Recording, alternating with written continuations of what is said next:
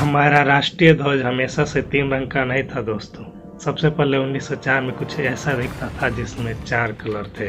1907 में भिकाजी कामा द्वारा design Kolkata flag जिसमें 3 कलर थे, हरा पीला लाल।